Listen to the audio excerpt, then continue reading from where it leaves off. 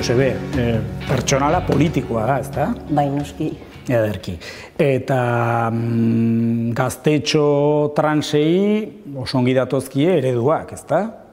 Gaztetxo transei eta ez transei. Hau da, eredu normatiboetatik, emakume eredu eta gizon eredu horietatik ateratzen diren gorputz guztiak oso interesgarriak dira denentzako.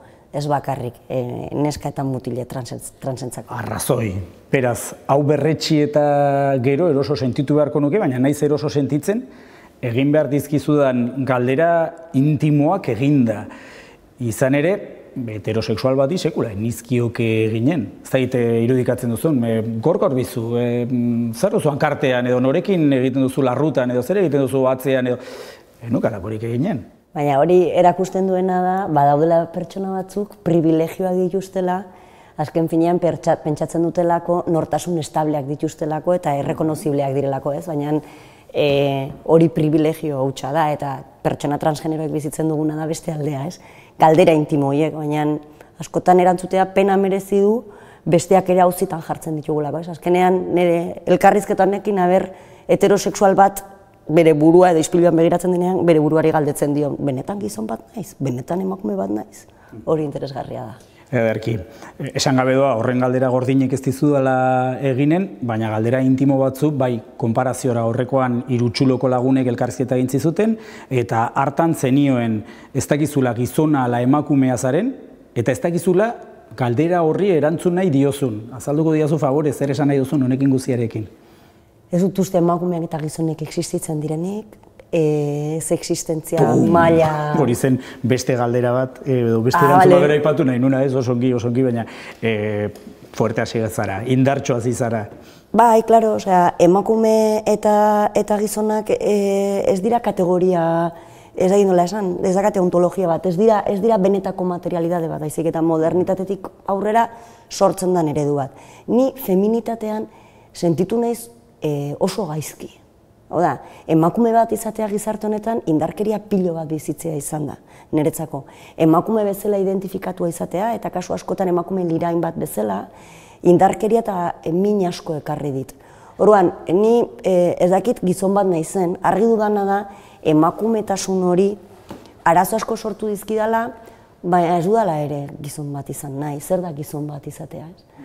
Noraino eraman behar dut hori, ez? Orduan, iruditzen zaidana da, egon behar garela pertsona batzuk, bi kategoria horiek zalantzan jartzen ditugunak, eta benetan, ikusten duzuenak, benetan, gure egunerokotasunean, egunero zalantzan jartzen ari garela kategoria bi horiek. Orduan, ez naiz emakume, jende askok ez naulako emakume bezala identifikatzen orain, emakume bezala sufritu izan dut, asko, feminitatea inposatu egin zait, ez naiz bat ere eroso sentitzen, eta azkenean emakume naiz, feminista naizelako, esentzia naizelako, identifikatzen dudalako nire opresioak zentzu horretan.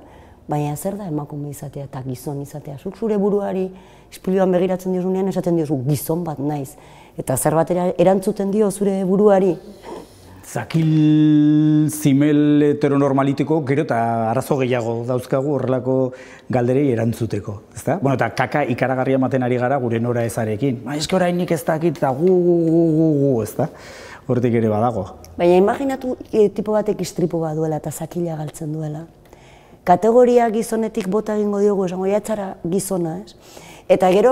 Zakiltzimelaren esan dut, bai, jaren nolabaiteko ordain gazterazkoarekin iruditzen zaidelako zongi irudikatzen duela, akaso nirekintatik gorako, adinetik gorako, enpin, hau guzi hau. Nik uste, kasu honetan badaudela bi mota, bi tipo mota edo. Bat da hori nik deituko niola gizontxo edo negartia alde batetik ganez, denbora guztian, ez dakit orain, feminismoa da, tortara izer egingo dugu. Eta gero badare beste gizon batzuk, eta ni argi dut, feminismoa ere baliogarria zaiena bere mundua ulertzeko. Zer nik ez dut uste feminismoa bakarrik dela praktika politiko bat zerbait erakutsi aldiena bakarrik emakumezkoei. Naiz eta emakume kategoria analizatu eta emakumeen opresioa analizatu beste aldean ere, gizonezkoak daude, ez? Eta analisi hori egiten du, orduan, zure burua ulertzeko, feminismoa baliogarria bazaizu, genial. Ez galdetu niri zer egin behar duzun. Juten gara beltz baten gana, haizu, nola egingo dut arrazista zikin batez izateko? Bueno, planteatu zeintzuk diran zuen privilegioak, planteatu eta gainera niretzako oso interesgarria da, ni adibidez arrazakeriarekin nire burua ere ulertzen dut, kokatzen dut. Ez da bakarrik, bestekin ze hona naizen baizik eta kokatzen nau, ulertzen ditut gauzak, eta orduan nik uste feminismoa denontzako dela kriston aukera zuen burua kokatzeko. Iritsi gara intersekzionalitatera, ez da? Duela ez horren beste hegemonia zen ezinbestea manejatu beharreko kontzeptua ahalduntzea ere, oraindik oso modan dago, eta orain intersekzionalitatearekin gabiltza bueltaka eta jiraka. Orain arte gure borrokak izan dira oso identitaria, eta subjetuetan oinarritu dira, eta horrek arazo asko sortzen ditu. Adibidez, emakumea edo gizonari buruz hitz egiten dugunean, zein da emakumea eta zeintzuk dira emakumearen aldarrikapena, ez? Eta askotan gertatu zaigu emakume beltzak ari zirela gauza bat eskatzen eta emakume txuriek guztiz kontrakoa, ez? Eta talka egiten dutela errebindikazio horiek. Horiek sujetu identitarioak sortzen dituzten katazkak dira. Berdin zai sujetu identitario izan deke klase obrera. Baina guk adibidez fascismoa begiratzen dugunean, argi dakagu, fascistek gorrotatzen gaituzte denok batera. Gorrotatzen gaituzte homosexuala garelako, klase obrera garelako, emakumezkoa garelako, feminista garelako, edo el tio blandengue bat zarelako. Orduan, benetan opresioak eskutik helduta datoz. Orduan, gure borroka guztiak ez baditugu komplejizatzen, ez badugu aliantzetatik funtzionatzen eta jarraitzen badugu borroka identitarioetan eta bakoitza bere txokoan, gainera ez, nork sufritzen du gehiago, ze identitate sufritzen du gehiago, hor galdu egiten gara. Orduan, oso importanteak dira opresioak ondo ulertzea eta gainera, ulertzea kasu askotan adibidez, esate baterako ez, emakume txuriek eskatzen zutenean antikontzeptiboak, pastillak eta aurrez gelditzeko, beltzek eskatzen zuten amatasun eskubidea zergatik. Antikontzeptiboak praktikatu ziren askotan emakume beltzekin, ez zieten usten, kontrolatu egiten zituzten beltzen poblazioak, edo esate baterako aniztasun funtzionala dazkaten emakumezkoak, ez? Orduan, hor, zuk emakumearen errebindikazioan, emakume pilo bat kanpoan uste dituzu. Gogora etortzen ari zitzaidan, hau guzi hau entzun da, azken bolada honetan, Espainia aldean eta hautsakarrotu dituen liburu bat, David Bernaberena, aniztasunaren tranpa banekin, aurpegi hori jarriko zenuela, liburu hau aipatuta. Nola laburbilduko dugu tesia? Berak dio, horrelako aniztasunetan urtu egiten dela, edo urardotu egiten dela, klase kontzientzia. Ez zelako aurpegia, ez? Eta berak egingo du bere heterosexualitate, txuritasun eta gizontasun horretatik, ez? A ber, esatea, klase obrerak materialidade handigoa dakana generoa baino, kriston astakeria da. Da, gorputzari materialidade guztiak kentzea. Hau da, pertsona transexual bat, adibidez, imaginatu zu emakume transexual bat zarela, eta juten zarela lan eske. Non bukatuko duzu lanean? Ia emakume transexual asko, historian zehar, 80. hamarkadan, asko bukatzen zuten prostituzioan. Ez zituztelako nahi, ez tabernetan, ez pelukerietan, ez inungo tokian. Orduan, zure gorputza da duzu lehenengo materialidadea. Genero gaiak, eta arraza gaiak, eta orientazio gaiak, materialidade horretaz hitz egiten dute, gorputzetaz. Eta da gure lehenengo materia. Eta gero dator, zure estruktura horretan, zure lanean, nun kokatzen zaitun kapitalismoa. Baina kapitalismoak funtzionatzeko lehendabizi espezia behar du, giza espezia. Eta hori erditzeko eta produzitzeko sortzen da gaur egun dakagun heteroarauaren regimena. Heterosexualitatea ez da naturaltasun bat.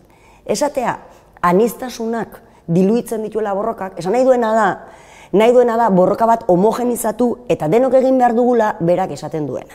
Eta politikak ez dira horrela, ez dira estableak. Guk dazkagu debate asko, ez dira konpontzen, bizirik mantentzen dituzte mugimenduak eta elikatu egiten dira. Eta guk ez diogu kaso egiten bakarri bati esaten duenari. Eta hauek dira, bibliantzeko bat hartu dute marxismo, gainera oso zarra, eta ez dute ondo artikulatzen, eta ez dute ondo ulertzen gorputza bera materialidade badela.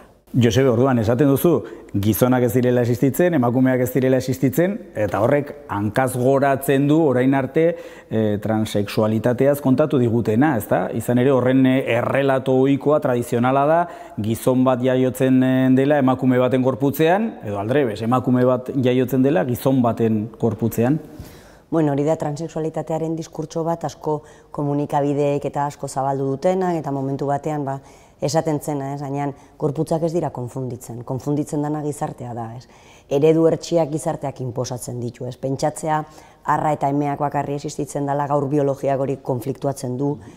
Zu kontinuum bat dagoela hor, ez? Kontinuum bat dagoela eta egon daitezkela ezaugarriak, gizon izan da, adibidez izan zaitezke, gizon ez oso altu bat, ahots ez dagana oso grabea edo hile asko ez dituena, edo izan zaitezke orduan, ez dago esentzia bat gizona dana bai, da azken finean da kontinuum bezala, sabelean gaudenean deno dakagu alua, eta lutik ateratzen dira gero, barrabila, genitalak, zakila, orduan, interesgarriagoa da ulertzea oposizioz bezala eta komplementaritate horrekin ulertu beharrean, ulertu gorputz anitzak daudela, egon daitezkela emakumezkoak, adibidez, iletsuak, indartsuak, altuak, eta gizonezkoak ahulak, ez dakit zer, da pixkat gorputz guztiak askatzea, ez. White Angry Man, nola baita esateko, gizon zuri aserretua, ezta? Joan den urtea, martxoaren 8an sekulako larraldia, eta orain nola baita ere erreakzioa, nola uste duzu mugimendu hori?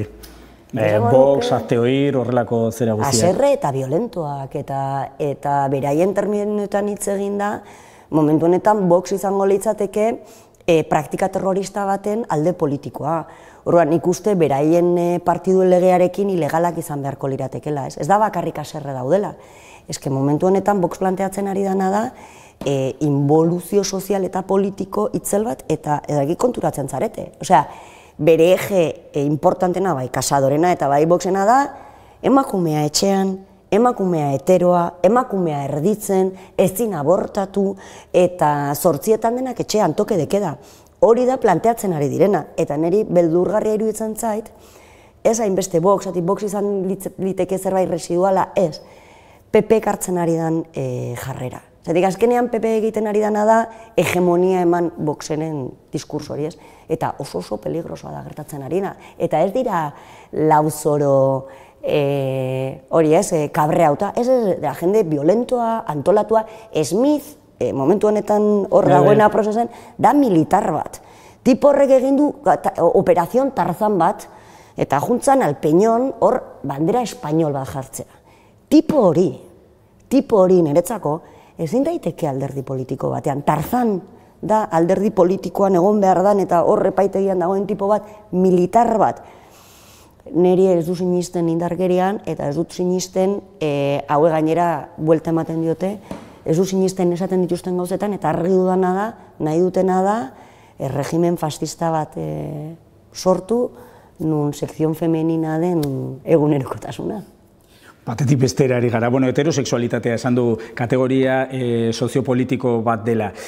Baldintzatu zaituzu zure ibilbide politikoak, zure militantziak, orain zauden leku horretara iristeko?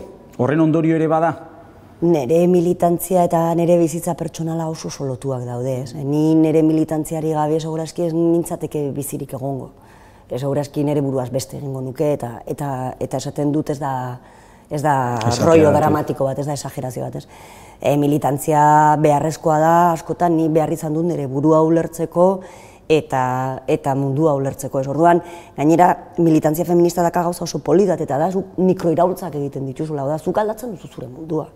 Ni momentu honetan bizi naiz mundu batean nunia ez dagoen heteroaraurik, nun jendea arraro guztiak batu egiten garen, orduan, nire bizitza ahalbideratzen dut horrela, ez? Momentu honetan planteatzen dut nire herritik atera gabe 51 urtekin neukan prebizioarekin, segurazki suizidioa izango lizateken nire irtenbide bakarra. Izan ere zu bazenuen bulkada bat txikitatik edo irakurri nizun beste elkarrizketa baten, ez da, irakurri nizun edo bideo batean ikusi nuen kontatzen zenula 6 urterekin gurasoek soineko bat jarri zizutela eta matxinatu egin zinela derrepentean eta oso gogor gainera. Bai, horre suerta izan nun, txikitan, beti izan dut roi hori fizikoki, ez, mutil bat ezela nintzen, baina ez nakan ningun arazorik neska bat izatearekin, baina soinekoaren ezin nuen soportatu, ez.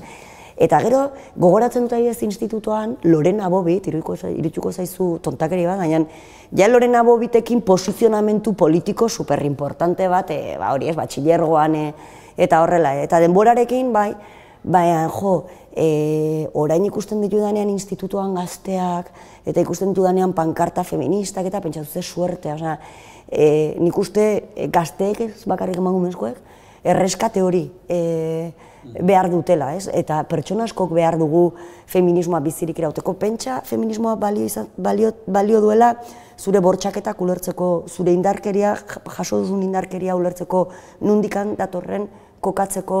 Orduan, emakume askok behar dugu feminismoa bizitzeko, guzti hori kokatzeko. Oso gazte hasi zinen, ez da? Militatzen Plaza Andreok taldean zenbat urterekin, gutxi gora bera? 19 urterekin. 19 urterekin, nahiko goiz. Bai, daramat ja 22 urte militatzen. Zu baino zaharragoa naiz, baina edozein gauza ez duela 22 urtekoa da, edo enpineko deprimente da kontua beraz, salto egitezau beste zerbaitera. Plaza Andreok, Plaza Andrea Plaza pertsona izan zara ere oso gaztetik, zenbat urterekin hasi zinen iritzi emaile ITBko edabideetan eta? Jo, hasi nintzen Plaza Andreokekin eta hor hasi izan, deitzen zuten euskaldun bat eskatuz, eta orduan nintzen euskaldunia bakarra, ez? Eta eraman ninduten, baina, bueno, azujun, ez? Oso gazte, egon nintzen sorginan laratzen behin, eta aixili gelitu nintzen. Nire bai. Zuzenean, baina aixili gelitu nintzen, zatik tokatu zitzaidan Ramon Etxezarreta uste dut Alderdi Sozialistakoa, eta garrasik hasi izan da, eta gero behin euskeraz hasi ziren deitzen, Tolosan hasi nintzen lanean, ja nituenean 20 piko helduagoa, eta hor hasi nintzen gutxinaka, eta jolin, kriston inpaktua izan zen. Ni galdetu nahi nizun, batetik irudipena daukat asko gozatu duzula, sestran eta sesioan, baina bestetik oso gogorra izan behar zuen, adin horrekin sekulakoak eta bi entzun behar izatea, platoetan eta platoetatik kanpo. Bueno, platoetatik kanpo jendea portatzen da superrondo, Ni ez dut izan esperientzia jatxarrik. Nik nion, sare sozialetan eta googleatzen zure elkarrizketa prestatzeko... Hori bai. Ez Josebe Iturriot zea? Bai, alako matxirulo zea batean, ikaragarria erotu zitzaidan, bai, baina niri gertatu zitzaidan gauza bat, eta izan zen batetik, kalean kriston berotasuna sentitzen nuela, adibidez emakume helduak, igual nirekin trenean etxertzen ez ziren emakumezkoak gero, gero hori ez, naiz, lehenengo nire itxura da, erabat fisikoa iruditzen zaien, naizela troll bat, monstro bat, orko bat, iraingarria. Eta Dakana Telebista segun eta ze kontestuetan da, programa batzuetan, jolin, ez dakazu denbora hitz egiteko, ez dakazu denbora ez esateko. Zuk landu duzun formato hori bereziki, esan dut, bota behar duzu esaldia biribila, oso zaila da. Era bat impresionantea eta gainera oso violentoa, ez? Eta orain adibidez euskeraz lan egiten nago askoz ere pozik, ez zaituzte ikusten, baina hobeto, jarraitzen duzu telebistan, jendearekin horre platoan askoz ere izanagoak dira, dialogoak dira, eta ez da irudi publiko hori ematen ez, eta azkenean kalikaturizatzen zaituzte, jendeak pentsatzen du ni naizela punki bat, ez zainagola dituna eta denbora guztian horrela dagoena, eta ez naiz hori. Aizu, eta, batetik hori, aipatu sare sozialak, berriki Pikara magazinekoek azterketa bat egin zuten, aztertu zuten emakume feministek zer nolako jazarpena pairatze duten sare sozialetan eta ikaragarria da. Beste aldean ere gertatzen da, izan ere beste elkarrizketa batean ikusi nuen esaten zenuela, Paloma Zorrilla, garaibateko zure nemesiak kritikak jasotzen zituela emakumezkoa izateagatik, eta zena baino tontoagoa zela esaten zutela emakumea zelako. Nik uste adibidez, eskuindar emakumeekin, eta igual ez da bat ere egokia, baina izan behar dugula, ni adibidez telebistan esango nuke Paloma Zorrilla esan kide superron bat, niretzako esan tipa bat, inteligente bat, eta jende guztiak tonta bezala jartzen zuen, nik uste minimizatu egiten zuela bere hitza, eta gero ondoan, jartzen zuten tipo fatxa bat, askoz ere tontoagoa, askoz ere informazio gutxiagorekin, inda edo marduen da bat bezalakoak, eta horiek formalki eta dena dira okerragoak, baina hobeto soportatzen ditugu, ez. Eta gero, nabaritu nena zan, Euskal Herri osoan obsesio bat zegoela paloma zorriarekin.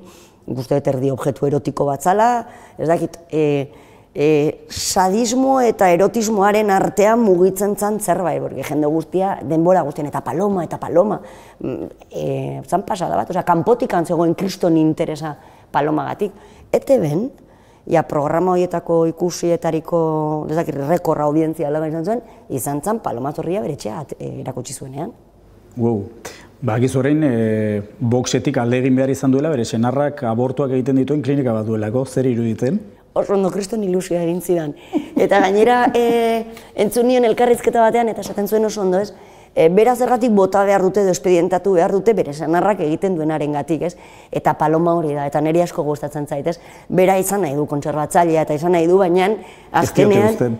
Ez, kontraesan horiek oso politak dira, ni ere kontraesan ez josia nago, ez? Eta polita iruditzen zait, paloma bezalako pertsona bat boxen ez eroso esentitzea, eskertzen dut. Ibai Arbide izeneko kazetari batek Twitterreko bioan badu 5 kontraesan baino gutxiago dogmatismoa da. Eta iruditzen zait marmolean zizelkatzeko moduko esaldia oso ederra da. Eske politikan ibili garen, azkenean zure koherentzia politikoa estremura eraman behar duzunean, erotzen zara eta gainera politika eta printzipio politikoak denborarekin ere aldatu egiten dira. Orduan, ez da, negoratzen du, 80. hamarkadan egon zan debatean mugimendu feministan, ia, orgasmoa berreskuratzeko penetrazioa ukatu egingo genuen. Klitoria desagertua zegoen, emakume guztiak anorgasmikoa ziren, eta orduan, penetraziorik ez, taldean, ez? Eta orduan bat, eske niri asko gustatzen zait penetrazioa, ez? Gauza horiek, ez? Hasten zara koherentzia politikoekin, eta koherentzia politikoak debate batean egon behar dira bizitzarekin, ez? Eta onartu behar digu gure buruari inkoherentziak. Eta ni pentsatzean ere inkoherentzia bat zer izango litzateke, paloma bezalako pertsona bat estimatzea, iruditzen zaitik inkoherentzia superpolit bat, gaitasun hori. Aipatu du Plaza Andreo, talde feminista, orain Medeak taldean zaude, talde transfeminista. Ez da iruditua da, baina irudipena daukat transfeminismoa feminismoan errazago integratu dela Euskal Herrian, beste lurralde batzuetan baino hala da. Bai, baina Euskal Herrian orokorrean hobeto integratzen ditugu gai guztiak. Gu daukagu mugimendu feminista bat oso antolatua betidanik, 80. hamarkadan jarraipen bat izan duena, eta orduan transfeminismoa integratu zanean debate pilo bat egon ziren, baina gehien bat onartu zen debate gai batzuk oso interesgarriak zirela, ez? Eta bazaudela gauza batzuk, adibidez, daramagu sujeto politikoari buruz eztabaidatzen urteak eta urteak, eta orduan transfeminismoak badu proposamen bat. Eta da azken finean sujetoaren ideia pixka bat apurtzea, ez? Agentziaren ideia hartzea, zertarako erabiltzen ditugu praktika politikoak, agentzia sortzeko, mundua aldatzeko, emakumea adibidez kategoria bat da. Ez sujetu estable bat, ez? Orduan, hemen adiez Euskal Herriko feminismoak esaten zuen, emakumea hirukoitza zan, ez? Diskriminazio hirukoitza zan, ez? Nazioa, klasea eta sexua. Eta momentu batean ere, konturatzen ginen horre ere, konfliktuatzen zala sujetu, orduan, transfeminismoa sartu zen. Plaza Andreoken bertan, ni egun nintzanean zerrendetan, plazen, zegoen jendea, ez dana transfeminista, dana feminista klasikoa, prostituzioan abolizioa, eta geuden transfeministak, eta jungara batera, eta bilgune feministan adibidez, transfeminismoa ezagutzen dute, eta batzuk izan daitezke gertukoagoak, beste urrunagoak, baina oso ondo konbibitzen dute Euskal Herrian feminismoaren korrontez berdinak. Transfeminismotik egite dituzue zenbait ekarpen, zenbait lekutan segurako eztabaidak sortzen dituztena, konparaziora zuk diozu edo transfeminismoak dio, feminismoak ezinbestean, sexu langileen etxea izan behar duela. Bai, eta horrela esaten dugu, ez dugu esaten regulazioa, abolizioa edo, ez esaten duguna da, feminismoa izan behar dela etxe seguru bat langile sexualentzako. Eta sexu langileen artean, dazkagu abolizionistak, dazkagu regulazionistak, dazkagu postura asko. Orduan, niri kezkatzen hauena da feminismoan eta gainera abolizionismoaren debate hori iruditzen zait estatuan oso inkistatua ematen ari dela, ez hainbeste hemen. Eta niri mina ematen didana da, debateak abstraktuan mantentzen ditugunean, hori da gu ez gaudelako prostituzioan. Hori da privilegiatu batzuk garelako. Egoten garenean 40 urte, debate bat konpondu gabe, Eta jarraitzen dugunean, gainera, posizio oso enkonatuetan, abolizioa, ala regulazioa, da errealitate hori ez dugulako ikusten, ez? Askoz ere konplejoagoa delako. Orduan, guk adibidez transfeminismoan daramagu urteak eta pornografia ere, pornografia feminista egiten. Egur gehiago, postporno aldarrikatzen duzu. Bai, hombre, a ber, eske momentu honetan, pornografia dagan importantzia gizartean, pornografiari buruz hitz egiten dugunean ezin daiteke esan alde kontra, hori tontakeri bat da. Egin behar da lehenengo gauza da, analisi bat. Ze paper betetzen du pornografia gure gizartean? Bada pedagogia erraldo bat. Erakusten die jendeari, denoi, zeintzuk dira gure sexu ritualak, nola egin behar dugun txortan. Eta pornografia hori nork egiten du, nork produzitzen du.